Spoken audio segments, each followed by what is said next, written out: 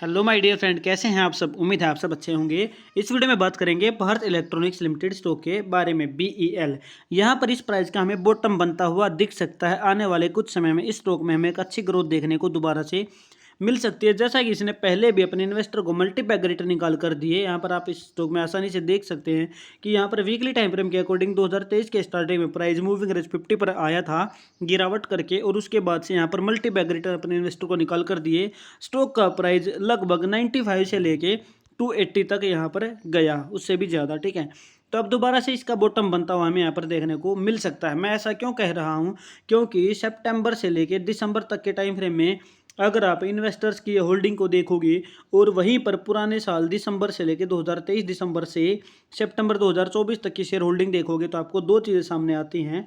सबसे पहला कि इस टाइम फ्रेम में, ये जो टाइम फ्रेम है दिसंबर 2023 से सितंबर 2024 है, इसमें आपको इंस्टीट्यूशंस कम होता दिखेगा और रिटेल इन्वेस्टर इसमें आपको बढ़ता दिखेगा। ठीक है, तो अगर मैं टाइम फ्रेम को इस जगह पर भी दिखाऊंगा तो ये जो जगह आप देख सकते हैं, ठीक है, तो ये है दिसंबर का टाइम फ्रेम और यहाँ पर आप देखोगे तो ये सितंबर का, ठीक है, और ये इससे पहले का, ठीक है ना, ये टाइम फ्रेम है।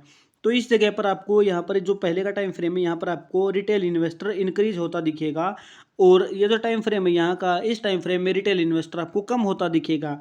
ठीक है, और इसके अलावा अगर आप देखोगे तो ये जो जगह है जहाँ पर इंस्टीट्यूशंस आपको कम होता दिखेगा, लेकिन अब लास्ट के क्वार्टर में हम देख रहे हैं कि इंस्टीट्यूशंस यहाँ पर बढ़ना शुरू हो गया है।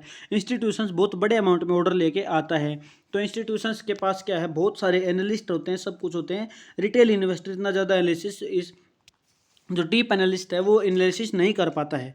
और दूसरा यहाँ पर BEL स्टॉक में 21 एनालिस्ट ये कह रहे हैं कि अभी बाइंग की अपॉर्चुनिटी 86% बन रही है, यानी कि यहाँ से प्राइस जो है अब संभल सकता है।